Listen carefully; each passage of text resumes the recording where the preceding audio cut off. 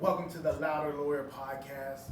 We got the gangster attorney. She don't call herself the gangster attorney. I call her the gangster attorney. As, Sierra Norris in the house. How's it what up? going? As I put on Shit Carlos, fast. what up? Clipping that. How's it going, Sierra? What's Thanks for coming good? on to the show. Oh, of course, of course. Thank you for having me. Thank you for having Yeah. me. Sarah, I started following you on TikTok, and I was like, damn, she put out so much content. How does she do it? Like, how honestly, how do you just come up with so much content all the time? Oh, so one, I'm so glad that you feel like uh I have the content because I really there was like a time last year where I wasn't feeling very creative, and I was like, what's my thing? Like, what am I gonna do on TikTok? And making viral voiceovers like fake criminal defense has become something that I find fun. I'm a creative. I used to my mediums used to be charcoal and paint when I was younger, and now I'm into like the visual arts and the fashion, and I have a public relations degree as well.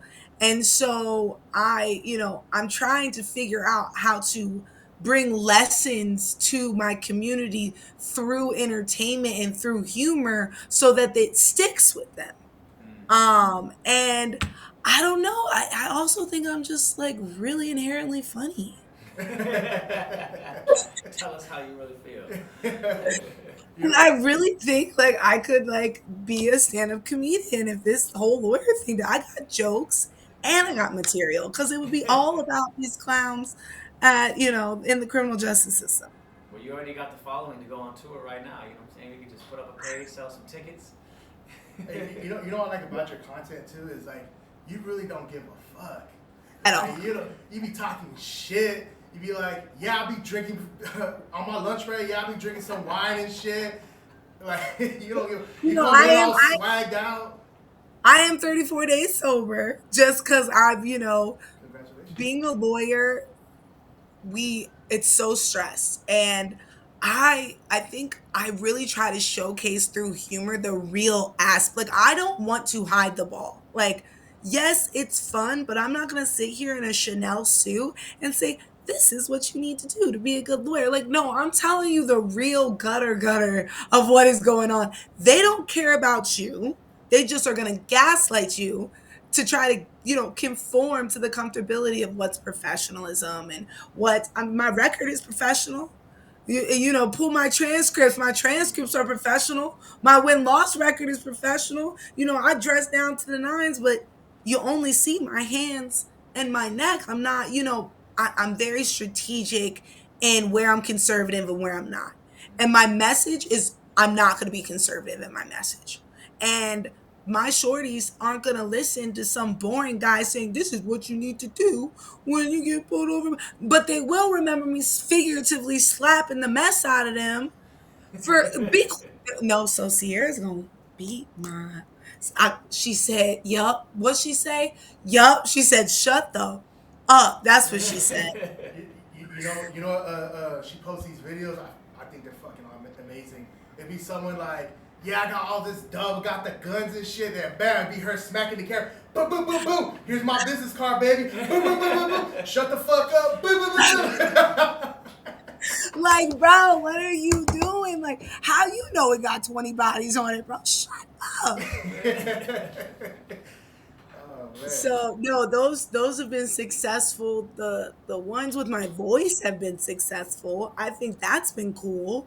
I didn't really know like what the magic was in while I was litigating. You don't see yourself very often when you do. Social media is a good reflection of some of the things that people like about you. And when I started doing some of the speaking ones, like I'm a woman lawyer, I'm a criminal defense attorney, it showcased my personality and my voice, which is one of my strengths. And all the girls are like, "Oh my gosh, I love your voice. I love you." I was like, "Oh, is that what it is?" Like, okay, okay. Light bulb So moment. it's really been like a cool learning experience for me too, because like anything, I'm growing with my social media and I'm figuring out what works and I'm trying to go with my instinct. And some of my jokes only land with lawyers, and some of my jokes land with everyone. So Right. it's been cool. What was the process like? What was the turning point you think? I mean, you have videos that went viral, obviously. Like, what was it? How much were you posting leading up to that point where everything kind of just took off? So, so the first one I ever posted, I can't find it. Uh huh. Okay. But I remember it. It was like the Doja Cat dance. Mm-hmm. And me and my law clerk buddies, I mean law school buddies at the time, we were lawyers, but you know, the friends you make in law school, we were making fun of TikTok. You know how everybody was going through that phase of making fun of TikTok right before COVID, when it became the only thing that we like that kept us all alive, was like realizing that we're all turning into alcoholics together, which free game. The trick of TikTok is companionship for anybody who wants to learn how to be an influencer. What's Um, that mean? What do you mean exactly? doing things with people. I'm inviting people into watching me become. I'm not showing them how, oh, I'm already there. I'm saying, hey, come on this road with me, on my losses, on my wins, on my bad days, on my good days, on come, come, come with me. Keep me company as I navigate how to be attorney Cierra Norris, you know? And so I think the turning point, we had a couple of major viral videos um, for a second, and then live happened. And I had to learn how to navigate live because my mouth was too slick for it. So I was always getting banned, and Really? and so for a long time, I do believe that my content would have even gone a little bit more viral during the times where you see those 30,000 or 40,000 views, because I was fighting out of being shadow banned. Okay, so my first one that, like, it was just so stupid. I was just like dancing, and like when they say you're too hood but you're the best, and like I remember the first time where I got like 80,000 views, and I thought that that was viral, and I was like, what? And if you Yeah. go down, I will take things off my page and re-put them on. And I might, post a couple of OG ones, but you just slowly start seeing me kind of just like awkwardly get my footing on what's funny, what's relatable. Some things are too harsh. Some things like are like, okay, that's too much. And I had to like figure out what that sweet spot was. But I believe that you can't figure out how to do something right unless you do, Yeah, you know? And you gotta go so, past the line to figure out where the line actually is. right, and I think something that got me a lot of respect on social media was my a willingness to not be perfect, to fail and to grow and be authentic. And so once I was shadow banned for a while, and I remember I was only getting like 97 people on my live, and like my day ones were like, where is everyone? I was like, we have to stream out of this shadow ban. I believe that I am funny enough, that my content is real enough that we can beat the algorithm. I'm not posting ketchup on my head or trying to get you to play bingo to keep a hold of this virality I only had once or twice. The special thing about, I think, my content is some stuff goes viral, sometimes it doesn't, but you see the polish growing, you see the growth in the social media, and I'm just showing you my life and doing things that result in my life. My life is interesting. So I'm not a content creator. I am the content. I'm just kind of turning the camera on and letting you guys see what's going on. So I don't wake up and think, what am I going to do today? I have ideas. I have a crazy idea for a TikTok to get it sexy. That I could not get out of my head last night. So I don't know.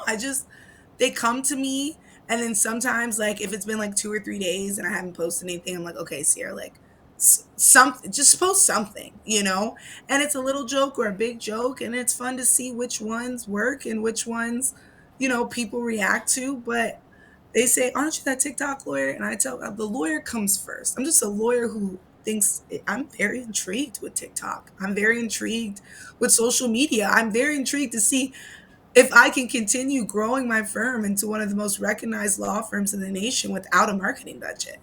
Mm. I just, I'm like, You are the ooh, marketing. this wasn't going to work. Now look, people are paying me basically to just be around me, and I'm getting free marketing. I mean, we've gotten cases off of TikTok live, all of that. I mean, a hater got me 25 million views on Twitter, excuse me. I'm not calling it X. Twitter for the Glorilla one, Mm-hmm. so That's it's fucking just fun. bad. I don't really it's calculated, but it's not.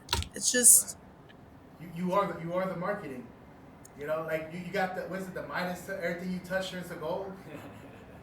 well, you know that Suits was the most streamed show on Netflix. People are really intrigued with lawyers right now, except there's always this thing in the back of your mind that like Harvey isn't real. I am, you It's funny. know? I'm watching that right. We're watching Suits right now. Listen, one of my associates was like, "Stop watching that show," because I learned a lot. Like, I learned a lot about negotiation. I love the way that Jessica kind of wrangles in all her boys, and I learned a lot about leadership because I have a lot of boys, and and I have to wrangle in my associates, and Yeah. they're talented, but they still have to be reminded who they work for every once in a while. Yeah. Um, but I think that people are intrigued with criminal defense and lawyers and justice and civil rights right now. And it's almost like I'm not having to create the content because my purpose is my content. I'm quite frankly taken aback about how many people actually like me because I was the annoying kid. Were you I the kid in school was. that wouldn't shut up? E- exactly. I had a twin sister. She was the popular one. I was the nerd. I was the one always yapping about things nobody wanted to hear about. And now, boom, it finally serves me. How much business do you actually get off of social media? I would say about 50-50. I was a good lawyer before I blew up, but that's because of who I came underneath. So I started off running felony rooms, which is kind of rare. It's kind of rare to see a fresh new face in criminal defense running felonies, especially in Chicago. And then so I started running that first, and now uh the people in the streets know that I started off with felonies. So my social media is corroborated with my reputation in Chicago. So I think it's about 50-50, right? The people in Chicago know I've hit gold on the marketing, but they also kind of knew like she was up and coming before you guys all like found out about her. And then 50% I'd say comes from social media. I mean, I'm always picking up civil cases and criminal cases through my Instagrams and Facebook and stuff. Yeah. So a lot comes through social media. What was your journey? Like, how did you get to this point? So, give us a little backstory. That is a loaded question. You want to talk? That's the thing. We got People, time. I try to be concise, but it's like some questions I can't even answer without giving you like this backstory. And Let's hear it. Let's start. So are you from Chicago, born and raised? so, born and raised in Worcester, Ohio. Okay, Okay. I was the oldest of five. Mom was black single mom. Dad, town alcoholic, white guy. Out of all the white guys in the town, she wanted to choose the one that didn't have any money. I'm like, I don't even get a rich grandma. I said, come on, I don't even get a rich grandma out of this. He was adopted. They put him back in foster care. I mean, gosh, the only thing the man gave me was this Anglo-Saxon nose and this camouflage skin, So it's not fair. Okay. It's like, no, I'm not fucking Puerto Rican. Okay. I'm black. Like, keep the braids. Like, like, Those who know know. and I was raised black, and my grandma was a Black Panther, is a Black Panther. My mom, I tell people all the time, my mom will beat your mom up at any game you want to play. My mom was an OG, and so we were raised within a black household. And then, if to make matters worse, I got pregnant at 16 and made those statistics that are already against a young woman who was in that situation. I made it worse. But I started reading the statistics surrounding my son's fate, the person I didn't even know, whoever was in my belly, right? 90% chance he'd go to prison because he was a product of me. And so that inspired Criminal. And I said, okay, well, you're going to have to go through me. I'll take those odds. So, you're going to, no, no way. Like, I'm one of those people that I have chips on my shoulders. Like, you're not going to tell me something's not possible. You're not going to tell me that.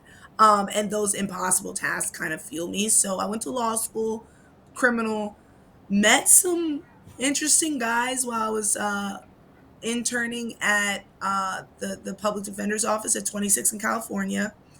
Passed the bar the first time, no job prospects. Okay, none. No offers, no nothing. I wanted to go to the Cook County Public Defender's Office.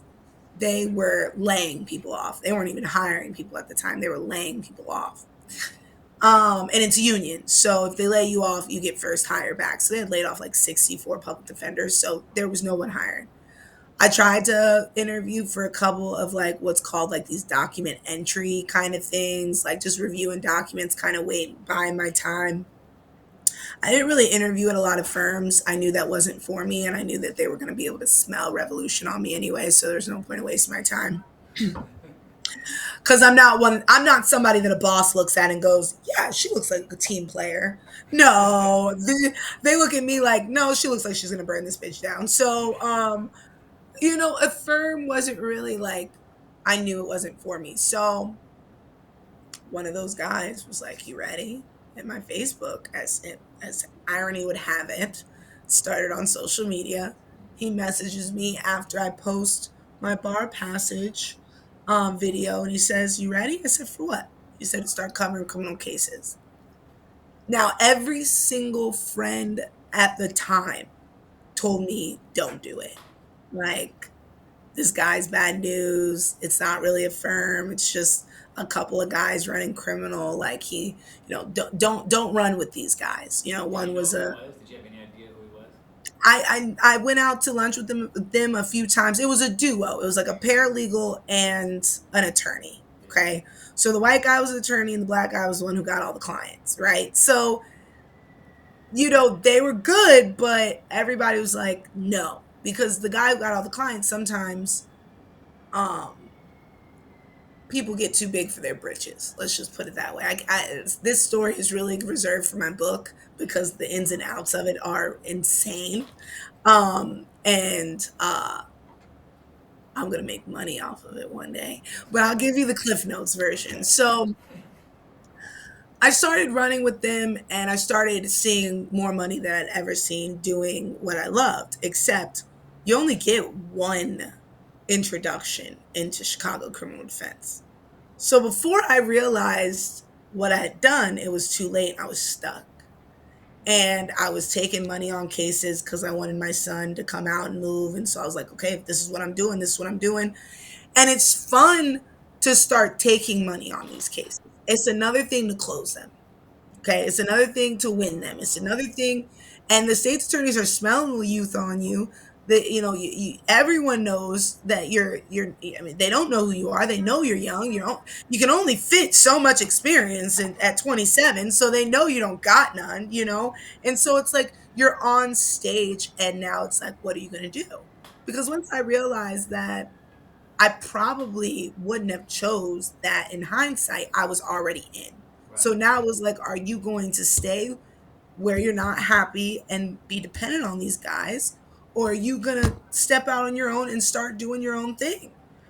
And I stepped out and I took 80% of their clients with me. And I call it figuratively slitting a mofo's throat on the streets of Chicago. Listen, I had to take some. And to this day, they'll be like, you earned it. You didn't take it. I don't see it like that. Well, of course you don't see it like that because you're the one who got it taken from you by a little girl. I see it like that, though. And then COVID happened. And Oh. once I had finished the battle of breaking away from them, the world shut down. And I'm like, what the? I'm like, dude, what are you doing? Like, and I was just walking around doing research and was learning that some of the biggest companies were created in recessions. Uber was created in the housing recession, and I was like, I have no idea about stocks, but I did hear this on I saw it on somebody's social media. I was like, leverage the dip, leverage the dip, leverage the dip, leverage the dip. How are we going to ride this dip, Right. right?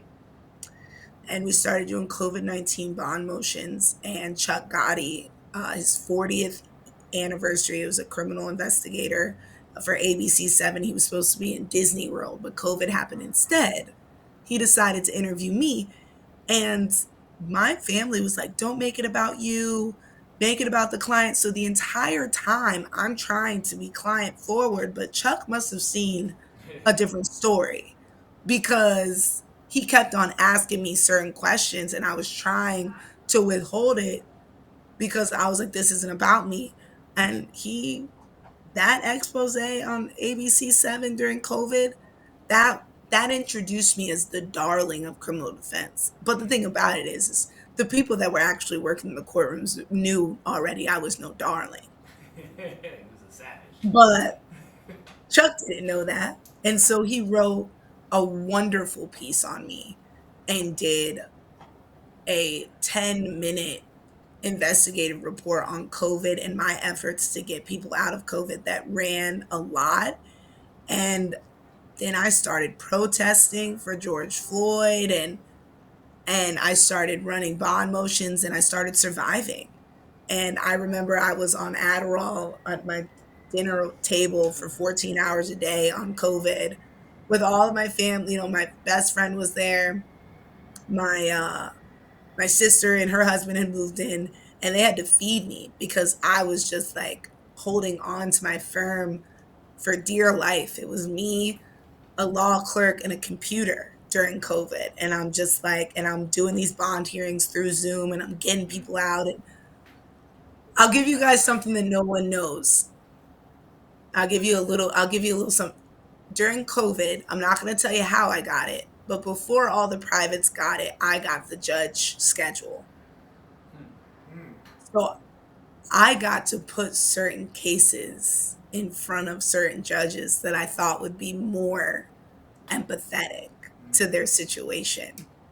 And so, because of the support that I had gotten from an unknown source, I was able to champion COVID, and it acted like a superseding event between the how I was introduced into the game, and now COVID was so big that it kind of rebranded me into the attorney that everybody wanted and the person that everybody wanted to be. And I became the Gucci belt of criminal defense. Everybody wants to be. I guess you are funny. You are Yeah. funny. See, I saw you trying to hold That's- back. You see, I saw it. I saw you like, no, she's not. Yes, I am. That's a crazy story though. Thank you for sharing that. I know we got a little sneak peek tidbit before the book drops. But that's crazy, and you're right. A lot of people did take advantage of. A lot of people realized that they could take advantage of COVID and of the dip, and there were so many, especially online. And it's crazy how the whole legal world had to just go digital, go on Zoom, and doing hearings on Zoom. Like what was that It was a transition like? Did you It like was a it? mess. It was a mess. Oh, listen, I was making breakfast for my boyfriend, doing court in pajamas, shorts, like. Oh, it was a wonderful time, but nothing was getting done. Right. But I had a therapist once that said because of my trauma, it rerouted my nervous system to be able to manage in chaos. And COVID was chaos. So Cook County is like a Western movie. It's like pow, pow, pow, and if you got the hustle and the talent, Cook County is a place where you can, rise from the ashes. and I took advantage of that chaosity and built something out of it. Yeah, that's That's amazing. weird. Man, you're out here playing 4D chess. Listen, people say chess, not checkers. I'm playing Hogwarts chess. Yeah, yeah, yeah. On a I will brand knock new your block off. You mess with me. level. Okay. Listen, Hey, I'm my family's only I'm the only one that has gotten close to pull my family out of generational poverty. And it's not about, see, that's the thing. Everybody wants to focus on the pictures and the flash, and while they're over here looking at this left, they never see this right. So you can get lost in the cocky and the flash. Who does she think she is? That girl. That's who I think I am, because I have nieces and nephews, and I have a son, and I have brothers and sisters, and I don't want them to have to do what I did. I want them to stand on my shoulders. So I'm taking the knife first, and I'm going first. You know? And it's not about, see, that's the thing, like, a lot of people, their reflection, that their animosity towards you is a lot about a reflection of their animosity towards themselves. Okay. And what makes me magic is I'm not doing this to impress anyone. I'm doing this because I want a manor somewhere in that long dining room with my picture at the end that says your great great great grand CC was a motherfucker, bro. That is why we are who we are, because Right. that lady right there was, I want to be immortal. I, I want I want immortality. I want people to know me after I'm gone. And you can't do that without doing something righteous and deep, and it's, what I want is so much deeper than a few photos and a few TikToks, but it's already starting to revolutionize things within my area of the law, and it's really fun to see that I can have that impact. What you're really doing is getting the message out there. You know what I mean? And you speak in the way people want to listen. They want to be entertained and educated, and they don't want a boring ass brown tan suit motherfucker. I gotta stop cussing. They're working on that. They don't want a boring ass guy. You know what I'm saying? Like, hey, I'm Jeremiah from this law firm. Like, they don't. They want something with a little swag to them. You know what I mean? With a little class mixed in, and that's what you do. You know how to speak to people in the way they want to listen. And a lot of people don't have that gift. That's what they don't teach you in law You know, school. but They teach you how to it ain't think. on you; it's in you. Exactly. And I used to wonder, like, well, why do I have my story? Why did I have the dad and the mom and the kid? Why did I start from so much less than everyone else? But building, and it built a character that oftentimes people, they don't see, and that's a little bit on purpose. Journey Sierra Norris is a shield as much as she is a sword. Um, and it allows me to take those instances where my back was up against the wall and take those moments, and fighting for it and doing it has cemented my talent. And now I I want to I want to capture the hearts and the minds of my youth, because they don't like what they see, and neither do I. And I'm probably going to regret this one day because they're going to use this tidbit against me, but they're my army. They're my revolutionaries. They're the ones that saw millennials and their older sisters and their older aunts take this country up on this bullshit ass American dream that had flaws in it and steps missing in the ladders. And now recession is up. We can't live. Our student loans are crushing us. Our degrees aren't worth a damn. And they push this on us because now the education system is what the banks were, which is what the real estate were. And one day the federal government's going to have to bail out the education system because they're using kids to pump federal funds through private institutions, and they're running our education like what? A business, like everything. Because capitalism is like a poison that eventually affects everything. Capitalism is the reason why mass incarceration had to be rebranded from slavery. The thing about it is not only am I saying it in a funny way, I'm right. I'm right. But people don't want to always watch 42 Years a Slave to get the message because it's gruesome.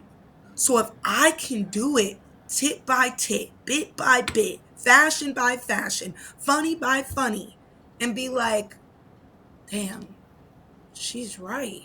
And now I'm asking you, is your Starbucks and your face stuff and your moisturizer and your TikToks and your Cardi B, is it good enough to sacrifice the backs and the blood of an entire community because they're in prisons you don't see. That's on purpose. They didn't even, how many letters are in the alphabet? Like 26? They couldn't even choose something else. They went plantations to prisons. They're just sitting here playing in y'all face. But we don't see them. So they're out of sight, out of mind. Even in Cook County, 26 in California, you can't trip and fall on the federal on the state criminal court. You got to know where you're going. God forbid they see the amount of black people they're hoarding in and out of there, like the slave block that it is. You know, you have to disguise that message into something that's palatable in order for people to be rejuvenated about what this civil rights movement for this generation looks like. And I plan on making it look fun. Mm. So, with all that being said, when you talk about legacy and immortality, and leaving, your family with whatever it is that you're building, what does that look like for you from this point forward? Like, what does the future look like for you? Where do you want to take things in order to achieve that? So I finally am the person that I wanted to be when I grew up. I didn't think past this. I thought that I thought it was going to take me a little longer to become this person. So now I'm 33 and I'm like, what's next? I know I'm a dog criminal defense attorney. I know I'm talented. I know I'm good. I'm building this platform. What does this look like?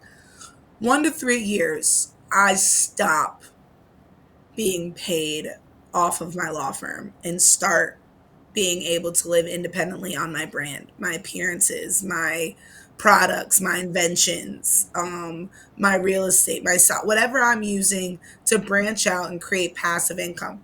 3 to 5 years, I want to turn criminal defense into a non-for-profit, not a for-profit aspect of my firm. I want to take the money off of the table for criminal defense while still maintaining the product that is a good lawyer and a good legacy. I want to take the money that I'm pouring into my firm and my personal injury to become financially independent. We have a few multi-million-dollar cases that Evan promised me are gonna hit. You got He personal said it was injury? gonna. He said we was gonna be rich. So hopefully that Palm boy know what he talking about. But no, that's my boy. I've known him Do you since guys law do school. personal injury too? Yep, we do criminal defense, personal injury, and select civil rights. We sue the cops, we sue the county, we sue insurance companies. We have about Everyone's getting sued. Anybody. Everyone's getting sued. So what I'm doing with that criminal money is I saw these boys have wives and cars and houses. So I was like, I don't need none of that. I'm a girl. Give me a firm, right? And so instead of building my life and my expenses based off of my criminal money, I've taken that money and I've said, hey, look, if you want me, you might have to pay $1,000 extra because you're going to also buy into my dream. I'm not going to meet you at your budget. You're going to meet me at mine. Y'all not trapping me in criminal defense in one city, in one county, in one state. I want to make broad brush strokes and affect how criminal justice is done in every state. We can't do that one case at a time. So 3 to 5 years, we make criminal non-for-profit, and we're financially stable enough to start building the teams necessary to go into different pockets of America and beat the cases that can't be beat. Okay. Or take on the systems that have been historically unable to crack. We take on the civil rights cases, and now we're championing not only the civil rights cases, but we're asking, okay, what about this civil rights case? Not only are we gonna we'll take the millions of dollars, but what are we gonna change? Right? Are we gonna eliminate the way that police behave in a certain way? Are we gonna reform? I want to be known. I have very good suggestions on how we reform the criminal justice system. However, I do not believe that anyone will have them, because I'm not going to be naive as to believe that I'm the first person. This country benefits off of mass incarceration and how the system is set up now, because the system is set up the way that it's intended to work, and it is working the way it's intended to work. So that boomerang of deductive reasoning gets me to one. It only comes down to one point. That's revolution. Yeah, I mean, I think that's that's that next step that you don't hear a lot of attorneys talk about when you're in a situation where, okay, you won this case, but how does that change? Like, where does the reform take place? You know, like, And I'm going to do the reform. right, advocating for like policy changes or what have you. And when is that like? So can you take us through an example of that? Like, what does that look like? Like, let's say you won the case. Now, what is the next step to actually try to change policies? Like, So, for example, I'll give you an example. Adam Toledo, the kid that was killed in Chicago a couple years ago. His case was instrumental in eliminating foot pursuits for non-felony crimes. Like if you believe someone has a gun underneath their shirt, why are you popping out of your car and chasing them down the block? Because you don't know if it's legal or not legal. So that foot pursuit is leading to lethal force, because now you're chased a boy that you don't even know is whether he's in possession of the gun legally or not. You're chasing him, you've popped out on him, you haven't asked any questions, you just start chasing, he starts running, now he turns around, he has a gun in his hand, and you get to shoot him for the chaos that you started. What the fuck kind of sense does that make? yeah. You know? So eliminating the way that police are able to behave. Also, I would like to eliminate this protect and serve. It's false marketing. When you get into civil rights, you truly realize that the police have no duty to protect you, no duty to investigate crime, no duty to respond, no duty to intervene, no duty to protect and serve. But we got a duty to listen to you, remain calm when you put gun in our faces, pay your pensions. What you mean? What the what? So we pay you and you say we do what we want because we said so? When the police are the rich man's army. The only difference between the gangs and the police is the police have the rich people behind them and are certified. Because when crime happens, who comes? People with guns. When crime happens in the hood, who comes? People with guns. Only difference is they're dressed up, given a badge, and they're given the right to shoot black people by the people that are in charge. There's no different, because I would wonder if the nation would stand behind police the way that they did if they know that they had no duty to them. If they know that and you don't usually know that until it's too late. So, either they have a duty to you, or you need to be transparent about what the police really are. That's a part of reform. And so I definitely will go down the reform route, but I just don't think that the people in power want reform, because I think that they know that they're suppressing excellent people. And I think that they know, if given the same opportunities as everyone, that they would be beaten out, and they like, the power that they have maintained for their own people. And so to level the playing field means disrupting the control of power, and whoever is at the top has decided that they're not willing to do that. So unless people force them to change, it's going to stay the same. Yeah, I mean, you're an activist. That's amazing. And you're very passionate about it, which is amazing too. So it seems like you're doing a lot of great things, and it's fun to see how, like, as serious as, you might have made this point before, but as serious as everything that you're talking about is, you're able to do it in a fun loving way at the same time. You know what I'm saying? Make light of it, put your personality into it, have people follow you. You have your whole, you know what I'm saying, your whole huge cult following that people love about you. So it's awesome to see. I just think it's more Yeah, palatable that way. yeah. You know, I saw a quote yesterday that said, there's nothing more dangerous than anger and a kind heart. And I'm cool people. I've decided that I don't want to participate. And I want to, I want to change. I want to be an influencer.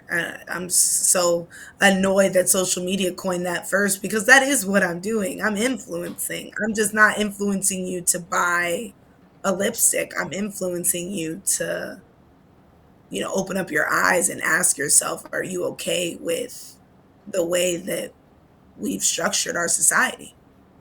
Maybe a book or a desk, but yeah.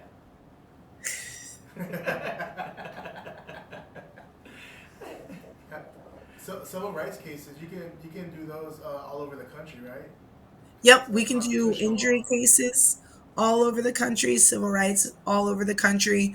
We are allowed to do limited practice in in any state. We are not allowed to hang a shingle out or anything because I'm licensed in Illinois. But if we get a call from Wisconsin about a civil rights case, we can sign them up, take them on, do the legwork, and then if we have to go in court, we'll be reaching out to our network to get local attorneys and asking the judge to allow us to come in for a limited purpose uh, for those cases. But all of those big giant civil rights cases that you see, they all have teams from all types of law firms. Romanucci here in Chicago got the call on George Floyd, but it was Lee Merritt and them that championed the voice. But the hitters and the lawyers behind that work came right out of Chicago.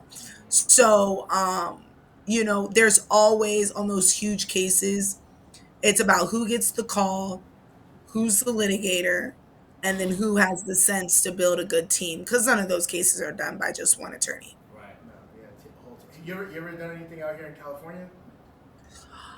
I did get a call. I get a couple calls out from California. I've never done anything in California. I almost had a civil rights case in California like 2 summers ago, um, but that ended up being a civil rights case. So we investigated a little bit. But I get calls from everywhere.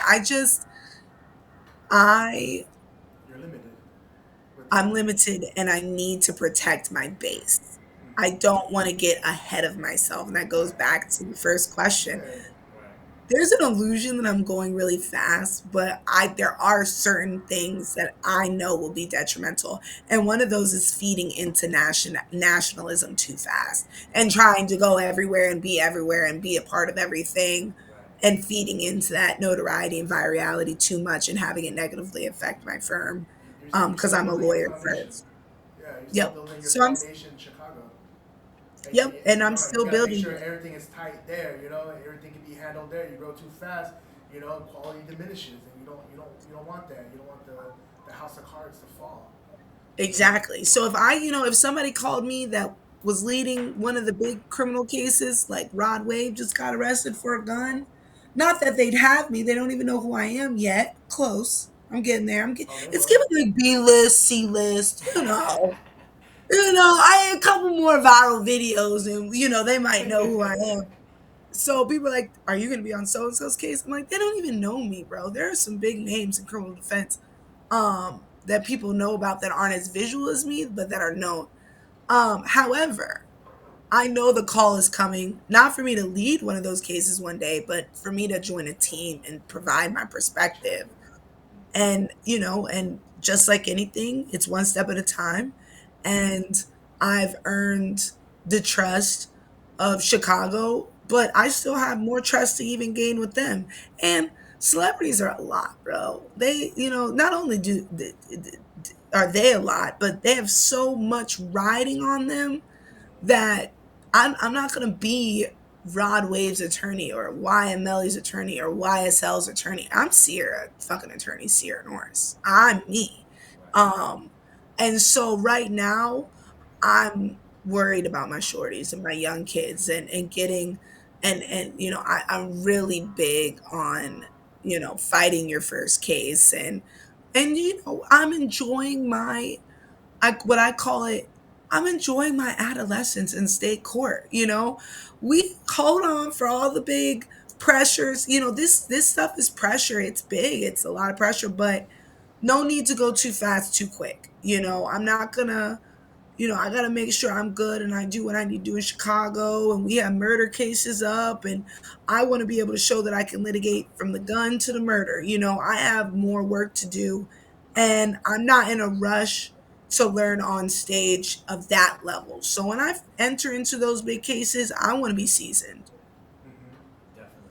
Do you have any like advice for like someone coming out of law school who is like once in your shoes and they're just getting started? What kind of advice would you give them? Market where you are. Don't try to be more than what you are. There is a clientele for you that will take the risk on a young, hungry attorney over another option if they believe that you're talented and they believe that you're going to work hard for them. I remember the first time I asked somebody for $200 on a gun case. I'm like, yeah, um, yeah, I'll start for like 200. I'm like, bro, don't short me, G. I said 4,000. Get out. So just don't try to be who you're not. There's enough business for everyone. Market where you're at. Don't come out at 27 and get the murder case because they'll give you $5,000 for it. You know, go, start with the misdemeanor, start with the traffic, start with the felony. You don't have to do me and talk shit about the cops, but figure out a way to show people that you can win. How does that work? Like when you actually go into I know you be talking. You know what I'm saying? How does it work when you actually go into the courtroom? Are you very like pleasant with the prosecutor and the judge? You know, are you like is there a lot of respect there, or are you talking shit to them? I can't. I literally just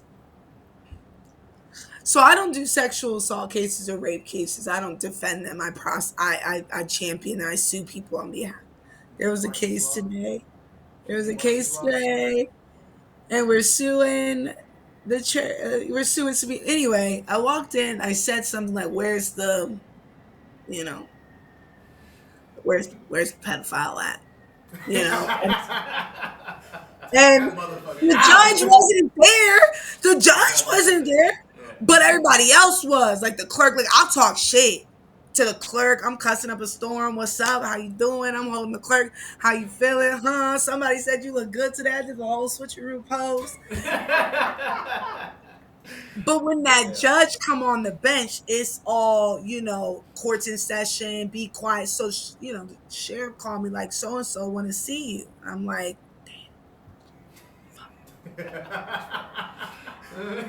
Principal's well, I'll go office. in there.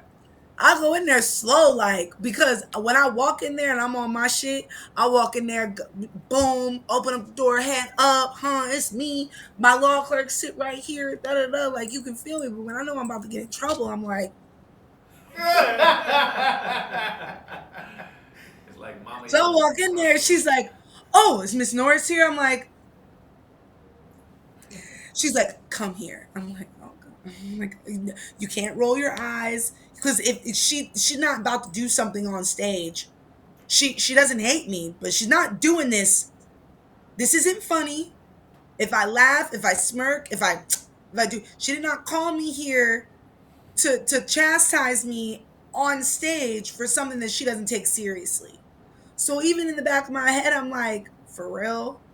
I'm also like, bitch, you got like 10 clients in here. Shut the fuck up, bro. Like just what, like, be quiet. Like, this is not a time, no witty remarks, no talk back, no nothing. And a lot of my firm, like, they deal with me, but they don't see the amount of times I have to be humble or I have to be quiet in the court. So she's like, don't you dare, don't you dare walk in my courtroom.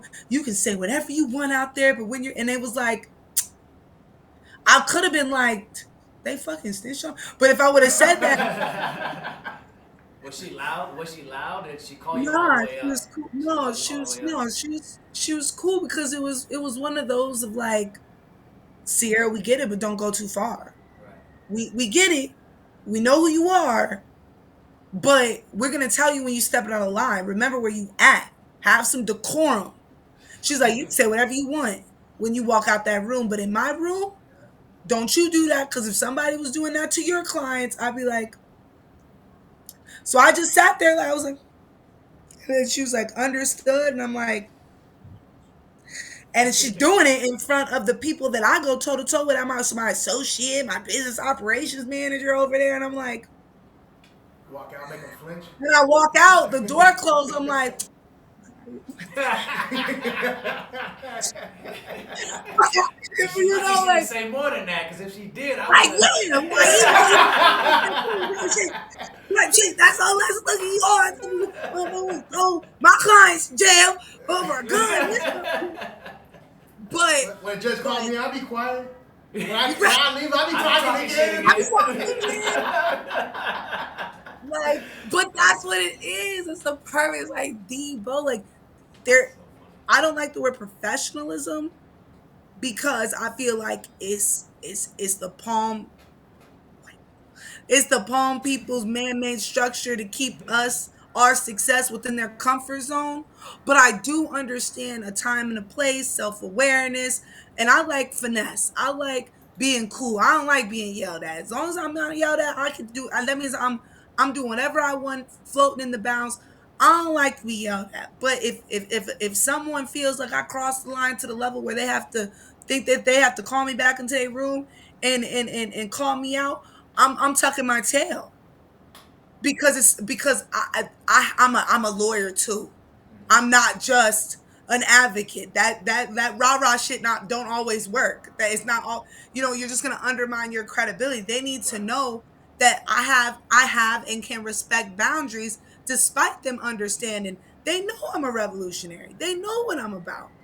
But I'm still on a certain playing field, and that playing field has to be respected. So yes and no. you know I walk in there with a limp, my guy, I'm cool. Cause I'm chin up, chest out. I walk in there, I know all the clerks, I'm over here, da da da da da da. But once that judge come on the bench, and they could probably hear me talking shit when they're not on the bench, but it's respect. And they also be Sierra, Sierra, chill out, Sierra. One of the judges the other day, the young state's attorney stepped out of bounds on something, and I didn't even say objection. I just said no. The judge had already sustained it. She said sustained. I go, no. The judge said sustained. I said no. She goes, Sierra. I'm like, oh my bad. I thought she would get the message. She saw me creeping up on her ass. Like, don't go there, And then at the end, the secretary was like, I'm so sorry. And the judge was like, that's just Miss Norris. She's just gonna act like that. So it's yes and no, because you don't get to act how I act without being exceptional. And until my, You gotta back it up. right, man, if I was shooting 50-50 out here, I probably should shut the fuck up and concentrate on my game. Okay? But I'm not. You're the Floyd Mayweather and the Conor McGregor of the game. But I'm not. I'm good. So if I step out of bounds a little bit because my cocky ass want to call somebody, I'll go ahead and let them put me back into bounds, because it's out of a place of, Sierra, remember, you're still a lawyer. We get it, but there are still levels to this and boundaries, and you don't want to get too. I don't want to get too ahead of myself. Do you think there are any attorneys, any criminal attorneys in your town who has more swag than you? Who's the most swag? Swag? Who's the most Absolutely swag not. Absolutely not. Nah, you beat him out the water. Question too. They'll tell you that. They'll tell you that. Not one. No, I got the swag down. Do you know? I also got the I also got the bad girl thing down too. So Nice. You're gonna say something? Well, Sierra, it's been a wonderful time. Thank you so much for shining your light with us here today, and sharing your story and telling us what you're about. And can you please tell people where they can find you, your social media handles, your website, etc. yes, thank you. First, thank you for having me. Of course. Thank you for being thank you for allowing me to be my long-winded self. I know I just have so much to say. I have to get better at allowing people to be a part of the conversation. No, we're here to listen. Like, we want to Good, listen. good, good, good. Yeah. I just want to first say thank you for providing me the space and giving me a platform, and I appreciate you sharing your platform with me. You can reach me at Attorney Cierra Norris on all platforms. CIERRANORRIS. Yes, I spell it every time on the record because you will not call me Sienna on my transcripts. Okay, so Attorney Cierra Norris everywhere. Facebook, Instagram, TikTok. We're trying to revive Twitter. I don't know if we're there yet. Eventually, that will be the YouTube name. So, Attorney Sierra Norris. And then phone number is 312-625-6129. But if you forget any of that, just Google me. I'm Googleable now. So, my number is everywhere. Awesome. It's been a pleasure. It's been a pleasure. You Yeah. can stay on, but we're gonna. Yeah. Don't go anywhere. Yeah. Okay. All right, y'all. This has been another episode of The Louder Lawyer, and we out.